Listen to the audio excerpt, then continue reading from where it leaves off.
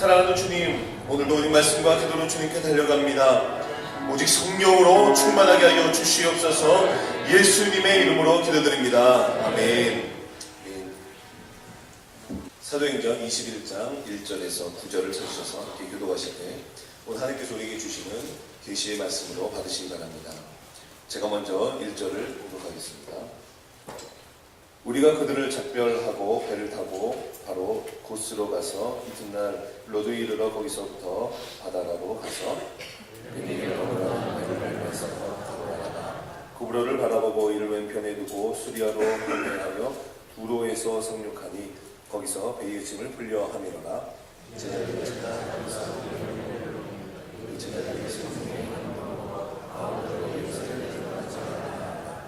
이 여러 날을 지내고 우리가 떠나갈새 그들이 다 그 처자와 함께 성문 밖까지 전송하거늘 우리가 바닷가에서 무릎을 꿇어 기도하고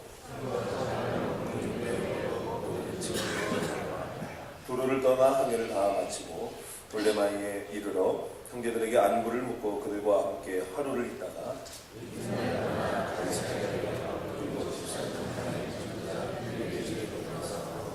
함께 있습니다. 그에게 딸 넷이 있으니 처녀로 예언하는 자라. 아멘. 만남과 헤어짐이라는 제목으로 박수미란 목사님 하나님의 말씀 선포하시겠습니다.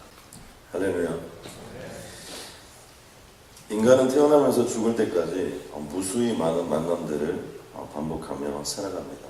이게 만남들 한번 정리해 보니까요, 하나는 삶을 바꾸고 인생을 바꾸는 어떤 그런 역사적인 만남, 또 아름다운 만남, 이런 부분들이 있습니다. 이런 만남들은 영원히 잊을 수가 없죠. 그 만남을 통해서 이루어졌던 수없이 많은 일들이 있기 때문에 그 만남만큼 아름다운 것이 없습니다. 또 하나의 만남은 그저 단지 스쳐 지나가는 만남입니다. 기억조차 나지 않고 생각하려고 해도 어떤 때는 잘 생각이 나지 않는 그런 만남들이 있죠. 세 번째는 차라리 만나지 않았으면 좋을 법한 그런 후회스러운 만남들이 있습니다. 대중가의 어떤 가사처럼 우리 만남은 우연이 아니냐 이런 것처럼 사실 따지고 본다면 모든 만남은 우연일 수 없습니다. 왜냐하면 우리는 그 만남을 통해서 영향을 받고 또 그리고 영향을 주면서 이 땅을 살아가기 때문입니다. 역사를 바꾼 만남 중에 하나가 역사적으로 이렇게 살펴보면 서해 유성룡과 충무공 이수신과의 만남이라고 볼 수 있습니다. 1576년 31살에 무과에게 급제하게 되었는데요. 그 당시에 30이 넘었다는 건 굉장히 늦은 나이입니다. 그럼에도 불구하고 충무공 이순신은 늦은 나이에 무과에 급제했는데 별로 인맥이 없어서 그런지 변방에서 한 10년의 세월을 보냈어요. 역사에 이렇게 따지고 본다면 그뒤가 한 삼경도 변방, 그러니까 당시에 수도 서울 또 이런데 평양 이런 데를 중심으로 이렇게 모든 것들이 이루어졌다면 함경도 이런 쪽은 아주 시골이죠. 또 그리고 변방이기도 하고 중국과 가까이 붙어있기도 해서 이런 것들이 쉽지 않았던 곳인데 그런 곳에서 본다면 그 중에서 10년을 있었다 그러면 정말 거의 별로 두각을 나타내지 못했던 어떤 그런 인물인 것을 볼 수 있습니다. 그가 10년 만에 처음으로 벼슬을 얻었는데 전읍의 현감으로, 그러니까 공무원으로 이제 나아가서 일을 하게 되었다는 것입니다. 그런데 당시에 조정에 있었던 유성룡이 일본의 여러 가지 그 움직임을 통하여서 이 현감의 자리에서 전라 다주사라는 자리로 이렇게 이끌어 올렸는데요. 이 단계가 무려 계급의 정도가 한 7단계 정도가 차이가 난다는 겁니다. 그래서 조정에서는 이런 일이 어떻게 있을 수 있느냐 수없이 많은 말들이 있었지만 여러 가지 과정들을 이렇게 추각해서 본다면 만약에 그때 유성룡이라는 사람이 이수신이라는 사람을 발탁하지 않았다면 아마 조선이라는 나라는 없어졌을 것이다. 역사학자들은 그렇게 얘기를 합니다. 우리가 일제 36년 그때가 아니고 이미 1500년 바로 그 당시에 이미 조선이라는 역사는 일본에 다 먹혀서 사라져버렸을 것이다. 이렇게 표현하고 있습니다. 그러니까 충무공 이수신과 유성룡과의 만남을 통해서 정말 이 우리나라 자체가 잊지 못한 어떤 그런 역사적인 만남이라고 볼 수 있습니다. 이 사도 바울도 기독교 역사에 보면 가장 위대한 인물이 누구일까? 우리가 아브라함, 이삭, 야곱, 요셉 많은 사람 얘기할 수 있지만 사실은 사도 바울을 빼놓고는 신앙을 이야기할 수가 없습니다. 우리들이 고백하고 있는 모든 신앙의 고백들은, 또 우리들이 지금 제가 입술로 설교하는 설교의 모든 내용들, 또 그리고 우리 인생 가운데서 지금 신앙에 펼쳐지는 많은 대화들, 이런 모든 것들은 다 사도 바울이라는 이름을 통해서, 또 그리고 그가 고백한 신앙의 고백들을 통해서 역사가 일어나게 되는데, 사도 바울은 어떻게 그런 인생을 살게 되었느냐? 바로 그것은 다메섹 도상에서 만난 예수 그리스도입니다. 동시대 인물이라고 볼 수 있습니다. 한 10년 뒤에 사도 바울이 태어난 것으로, 예수님 태어난 뒤에 공식적으로 만남의 기록이 없습니다. 사도 바울은 지성인이었고, 지성인들이 조금 행동하는 면이 약하기도 한 그런 약점들을 가지고 있는 분들이 가끔 계신데, 이 사도 바울 같은 경우는 지성인이면서도 행동파였습니다. 그래서 그는 하나님을 향한 그런 면으로 볼 때 메시아 되신 예수 그리스도가 오지 않았다고 생각을 했고, 그것을 주장하는 사람들을 잡아 죽이러 다녔는데, 다메섹 도상에서 바로 그 예수 그리스도를 만납니다. 이 예수 그리스도와 사도 바울의 만남, 어떻게 보면 사도 바울은 전혀 예상하지 못했지만 예수님께서 길목을 지키시고 사도 바울에게 친히 나타나시는데, 이 만남을 통해서 사도 바울이 예수 그리스도를 믿습니다.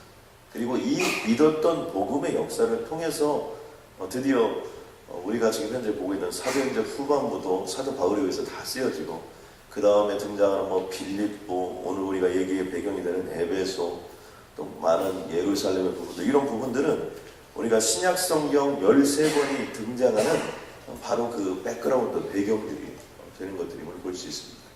여기서 만남이 끝나지 않고 바나바나 실라나 또는 디모데나 누가, 이런 아름다운 만남들이 계속해서 진행이 되고, 빌립보나 마게도냐나 에베소나 각 지나는 곳마다 사도 바울은 그 사람이 간수장이 됐든지 자주장사가 됐든지 신분이 높든지 낮든지 계속해서 이 만남들을 꾸려가는 것들을 우리가 볼 수 있습니다.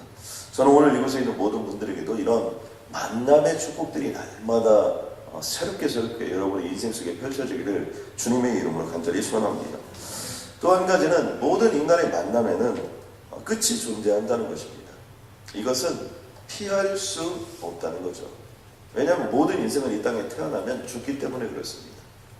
그러니까 아무리 만남을 지속하고 싶어도 지속할 수 없는 것이 인간의 한계고, 이별을 전제로 한 인간의 만남이다 보니까 끊임없이 우리는 그런 부분들이 있습니다.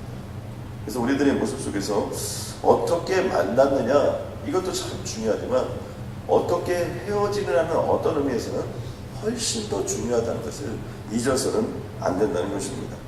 오늘 함께 읽어본 이 말씀 속에도 보면 이런 것들이 이렇게 반복되는 모습들을 볼 수 있는데요.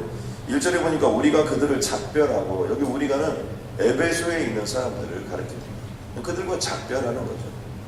그러면서 고스, 로도, 바다라, 베니게, 구브로, 두로, 이런 식으로 계속해서 사도 바울이 지금 현재 예루살렘을 향하여 나아가는 여정과 과정 속에 있는 것들을 볼 수 있습니다.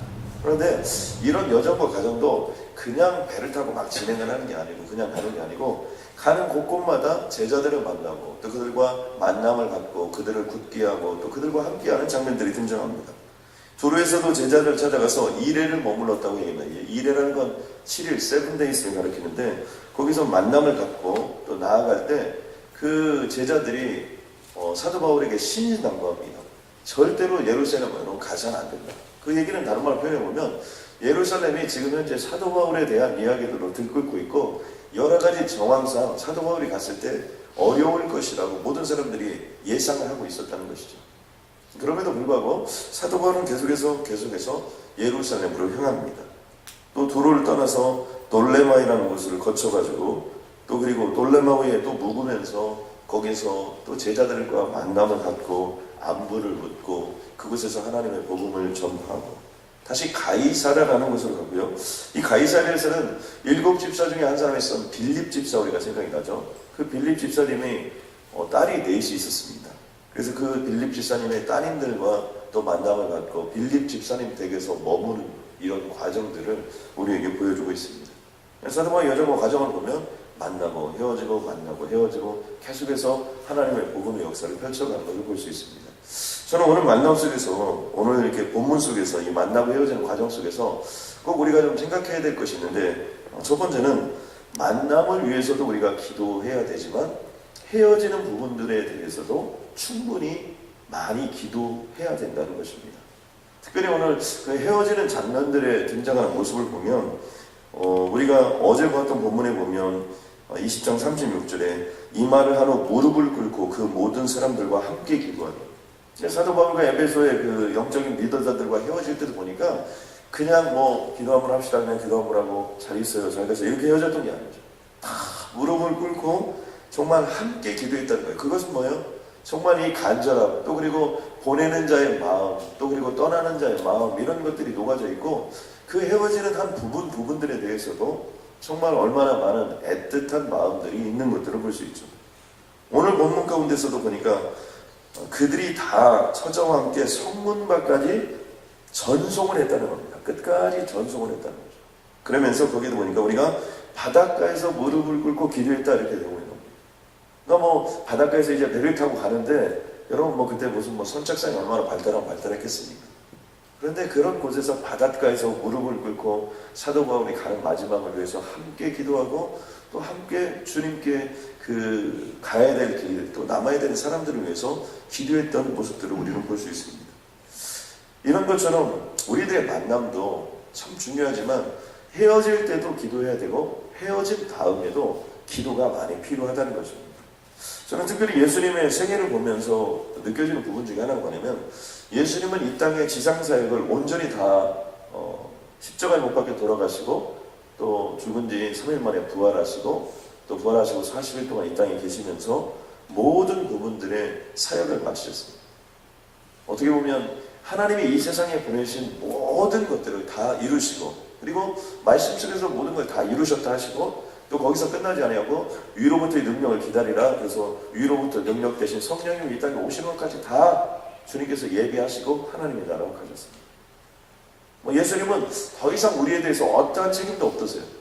그런데 로마서 8장 34절 말씀을 보니까 누가 정죄하리요? 죽으실 뿐 아니라 다시 살아나신 이는 그리스도 예수시니 그는 하나님 우편에 계신 자예요. 맞습니다. 그런데 무엇을 하시냐면요, 우리를 위하여 간구하시는 자십니다. 여러분 아멘입니까? 그러니까 예수님은 모든 걸 다 마치시고 우리와 헤어지는 모든 것들을 다 마치시고 다시 우리를 만날 준비를 하면서 지금도 하나님 보좌 우편에서 우리를 위해 간구하신다는 거예요. 저는 이 기도를요, 후폭풍의 기도라고 합니다. 그러니까 우리들이 모임을 위해서도 많이 기도하잖아요. 어떤 거 할 때. 또 그리고 우리가 밥 먹으면서 이렇게 기도하잖아요. 근데 중요한 것은 뭐예요? 그것이 끝난 다음에 후폭풍. 그래서 여러분, 후폭풍이 훨씬 더 무섭습니다. 그런 것처럼 우리가 만나고 또 그리고 헤어지고 난 뒤에도 계속해서 그 헤어진 만남들을 통해서도 기도하고, 또 계속해서 예수님이 했던 것처럼 내가 해야 될 일을 다 했다 하더라도 그 부분들에 대해서 잊지 않고 계속해서 기도하고 하나님의 역사를 이루어가는 예수님의 모습처럼 우리들에게도 그런 모습이 필요하다는 겁니다. 그 역사에 보면 많은 공동체들이 있는데, 공동체 중에 유명한 그 공동체들이 캐나다에 많이 있습니다. 이 캐나다가 올드한 것들이 많이 존재하고 있습니다. 그래서 토론토나 이쪽에 가면 뭐 메노나이트, 하로라이트, 아미시, 뭐 지금 아미시 같은 공동체 같은 경우는 지금도 마차를 타고 다니고요. 지금도 하얀 옷 같은 거 입지 않고 검은 옷을 다 입고 있고요. 지금도 뭐 손수 모든 것들을 이렇게 하고 공동생활을 하고 이렇습니다. 그래서 아미시끼리 모여서 이렇게 같이 사는. 저도 한때 이 공동체의 꿈이 많아가지고 그곳에 가본 적이 있습니다. 그런데 그곳에서 식사할 때 아주 재미있는 장면이 한번 등장을 했어요. 이제 뭐 다 모여서 공동생활 하는데 식당이 아주 큽니다. 그리고 뭐 창고 같은 데 가보면 모든 것들을 다 작업자들에서 만들어 먹는 것들이 아주 많아요. 근데 식사를 가는데 저희 테이블이 이제 손님이 왔기 때문에 쭉 수백 명이 이제 식사를 하죠. 근데 저희 테이블이 이제 리더 그룹과 제일 먼저 식사를 하고 식탁에 딱 앉았습니다. 그러니까 그 앞에 뭐 종처럼 비슷하게 생긴 것이 있어요. 땡땡 치니까 모든 사람들이 다 어텐션합니다. 우리한테 좀 기도하라고 그래가지고 열심히 기도를 했습니다. 그리고 이제 저희는 식사를 했는데 식사가 이제 다 끝났어요. 근데 다시 종을 땡땡 치는 거예요. 그래서 이번을 왜 치나 그랬는데 일어나서 한 번 더 기도하라는 거예요. 우리가 너무나 당황했습니다. 왜냐하면 식사할 때 우리는 늘 기도를 했지만 식사가 끝난 다음에 기도하라고 하니까 내가 깜짝 놀래가지고, 그래서 우리가 이제 아무튼 기도를 했는데 나중에 물어봤죠. 왜 그러냐 그랬더니 그분이 그러시는 거예요. 밥 먹는 게 감사하냐, 밥 먹은 다음이 더 감사하냐. 밥 먹은 다음에 훨씬 더 감사하기 때문에 밥 먹은 다음에 기도가 굉장히 중요하다. 그때 생각해보니까 저는 밥 먹고 난 다음에 그 전까지는 한 번도 기도한 적이 없는데 밥 먹을 때 주님 감사합니다 하고 배고프면 주님 땡큐 하고 밥 먹고 이랬겠지. 밥 다 먹은 다음에 편안한 마음을 가지고 주님 정말 오늘 함께 식사를 한 거 감사합니다. 이 에너지 가지고 하나님의 영광과 역사를 이루게 해주시고 이렇게 기도한 적이 없는 것 같아요. 그런 것처럼 이 식사가 끝난 다음에 기도가 굉장히 중요하다고 그분이 이렇게 가르쳐 주셔서 지금은 뭐 매번 아니지만 가끔 너무나 잘 먹고 너무 행복할 때 이럴 때 하나님 너무나 잘 하는 주님 감사합니다. 계속해서 이런 기회를 주님 주실 거죠? 이렇게 하면서 후풍풍이 기도 올려드리는 거죠. 그러니까 우리들의 삶도 마찬가지예요. 우리 삶도 어떤 걸 이루게 해달라고 여러분 기도하고 그 삶을 이루어가는 것도 너무나 감사하지만 이루어진 것들에 대해서도 여러분 하나님께 영광을 올려드리고요. 설사 이렇게 우리가 인생을 살고 삶을 살아보면 만남이라는 것도 그렇습니다. 누구나 다 후회스러운 만남을 원하지도 않고요. 그냥 스쳐 지나고 기억도 하지 않는 그런 만남을 원하지 않죠. 아름다운 만남을 원하고 정말 역사적인 만남을 원하죠. 그러나 삶과 인생을 살다 보면 그러지 않을 때가 있습니다. 설사 그러지 않게 헤어졌다 하더라도 기도는 누구나 다 할 수 있는 거예요. 그리고 그 사람을 위해서 뭐 10년이 지났든 20년이 지났든 30년이 지났든 내 추억 속에 내 기억 속에 메모리되어 있는 그 사람을 위해서 지금도 얼마든지 기도할 수 있고요.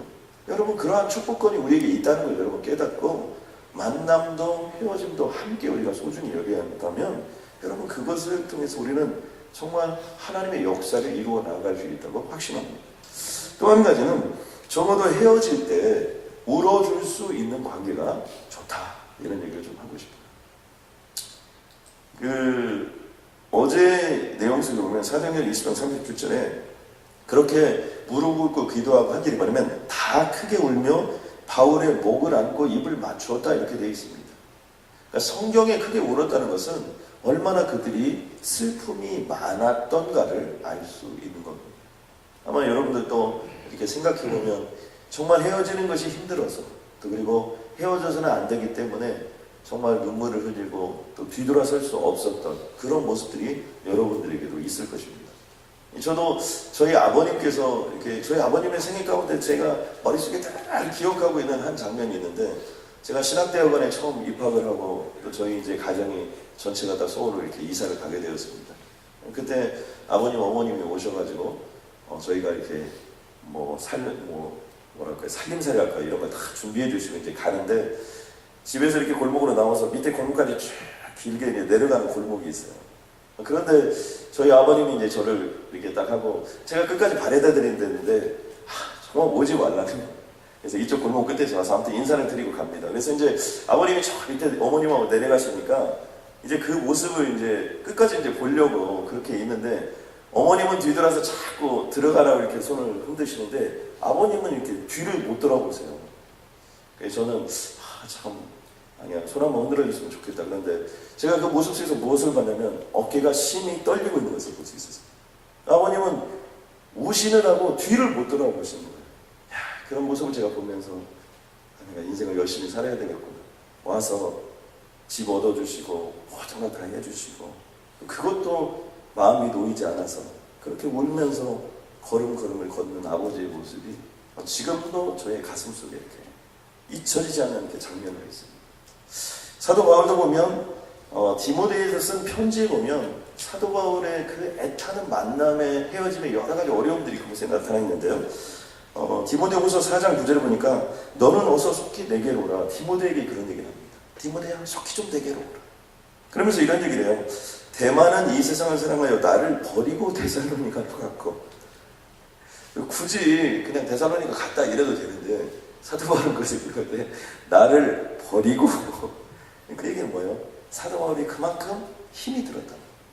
사역 속에 정말 좋은 복음의 좀 만남 또 그리고 그것을 통해서 함께 사야겠던 만남들이 있었는데 정말 그것처럼 또 어려워서 그것이 끊어지고 또 헤어지게 되고 전에도 보면 바나바와 어떤 심하게 다투고 헤어졌던 어떤 그런 모습처럼 대마가 그런 식으로 그렇게 갔단 말이에요.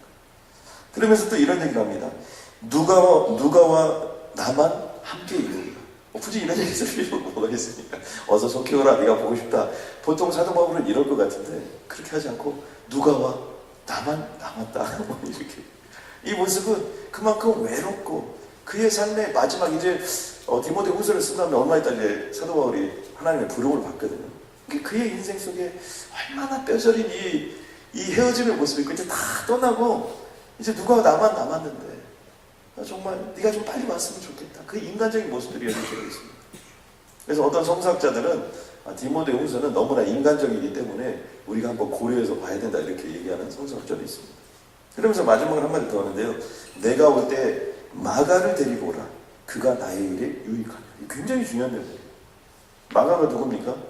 2차 전도여행을 떠날 때 바나바와 함께 다퉜던 바로 그 바나바의 조카, 바나바의 생제, 마가 요한을 가리켜 이제 마가거든. 그런데 어떻게 돼요? 이제 죽음의 날이 가까우고 그 순간이 되었을 때 다시 마가를 데리고 오라고 하고 그를 통해서 다시 한번 그 만남의 관계를 회복하는 사도 바울의 모습을 우리는 볼 수 있습니다. 저는 이런 것처럼요. 우리 인생 가운데 삶 가운데 여러 가지 만남들이 있습니다. 역사적으로 또 하나의 아름다운 만남들이 있는데요. 1909년 10월 26일 9시 20분 여러분 만주에는 하얼빈이라는 역이 있습니다. 제가 그 하얼빈 역에 가니까 거기에 안중근 의사가 이토 히로부미를 총을 쏘았던 바로 그 장소. 지금은 뭐 그런 역사적인 장소가 그려져 있지는 않지만 제가 하얼빈 역에서 안중근 의사를 생각하면서 함께 우리 선교팀들과 이렇게 기도했던 기억이 이렇게 지금도 납니다. 그런데 거기에서 청나라와 또 그리고 러시아 군대를 사열하기 위해서 갔던 이토 히로부미가 그때 그 역에서 내려서 나올 때 이 안중근 의사가 7발의 총을 쏘았습니다. 그 중에 3발이 이토 히로부미에게 관통했고 이토 히로부미가 죽습니다.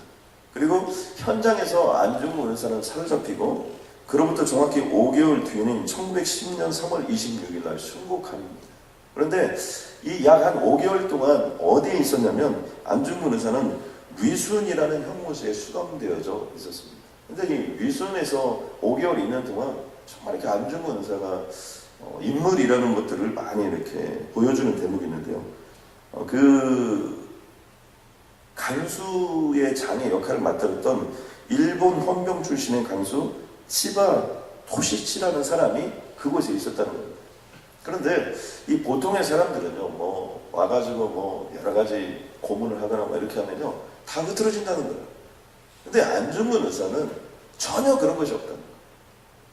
그러면서 안중근 의사의 모습 속에서 제일 많이 느꼈던 것은 뭐냐면 나는 대한민국의 참모 중장이다. 대한민국 군인의 참모 중장이다. 그리고 나는 특파 독립대장이다. 내가 이토 히로부미가 뭐 개인적으로 원한이 있고 이토 히로부미가 무슨 뭐 내가 나쁜 사람이다 이렇게 생각한 것이 아니고 나는 대한민국에 대해서 일본에 너희들이 우리나라를 침략하고 이렇게 했기 때문에 내가 군인의 한 사람으로서 총을 쏜 것이지 나는 뭐 숨어서 이렇게 갑자기 나타나서 총을 쏜 것조차도 나는 부끄럽게 생각한다. 그러면서 그 당당함, 의연함 이런 모습들이 그의 삶 속에 계속해서 있었다는 거예요. 그러니까 일본 헌방에는 이 치바라는 사람이 이 치바 토시치라는 사람이 이 안중근 의사의 모습을 보면서 정말 같은 군인이지만 대단하다 이런 생각을 했다는 거예요.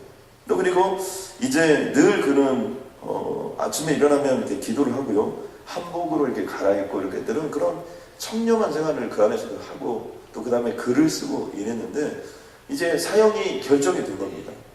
그런데 어머님이 사형 선고가 결정이 됐을 때 안중근 의사에게 남긴 말이 있는데요. 이렇게 남겼다는 겁니다. 너의 죽음은 너 한 사람 것이 아니라 한국인 전체의 공분을 짊어지고 있는 것이다.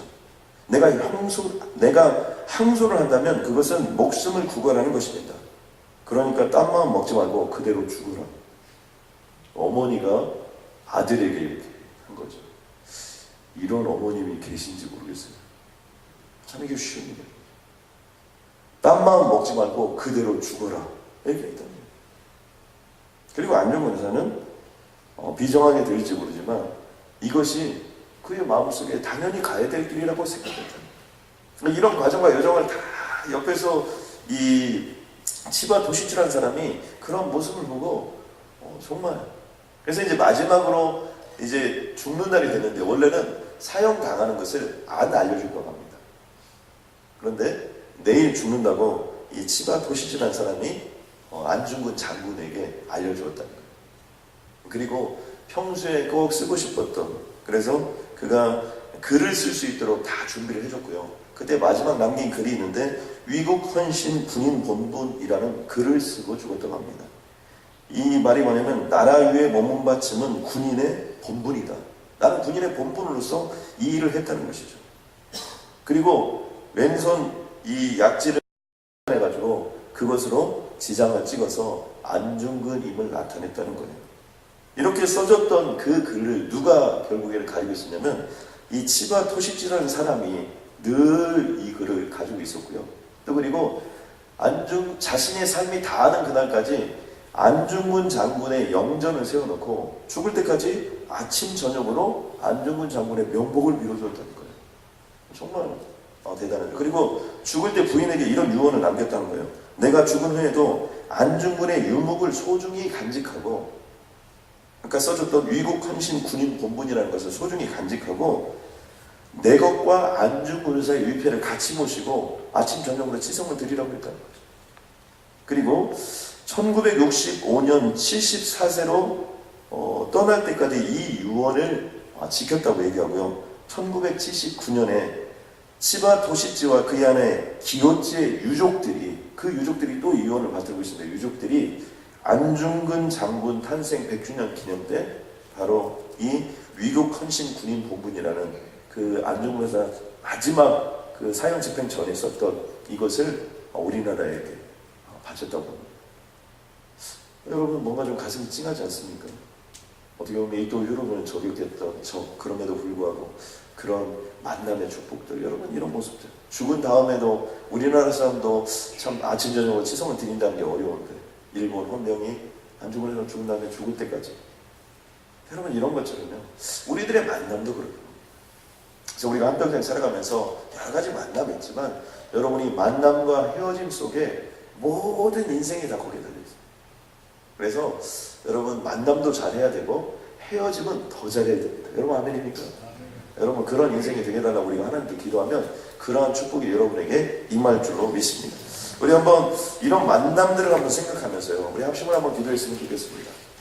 이 합심을 한번 기도할 때 하나님 나에게 먼저 만남의 축복을 허락하여 주시옵소서 기도하면 하나님의 기적같은 은혜가 오늘 우리 가운데 임하여 주실 줄로 믿습니다. 하나님 감사합니다. 오늘 이곳에 있는 모든 분들에게 만남의 축복들을 허락하여 주시옵소서.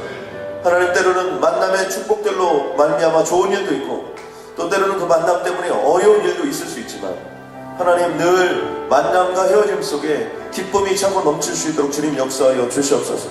무릎 꿇고 기도할 수 있는 그런 만남들이 되게 하여 주시고 눈물을 흘리며 함께 통곡하며 그 헤어짐을 가슴 아파할 수 있는 만남들로 우리 갈 길을 인도하여 주시옵소서.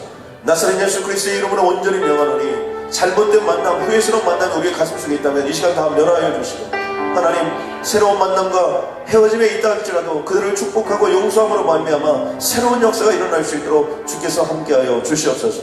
주께서 친히 갈 길을 인도하여 주실 줄로 믿사오며 예수님의 이름으로 기도드렸습니다.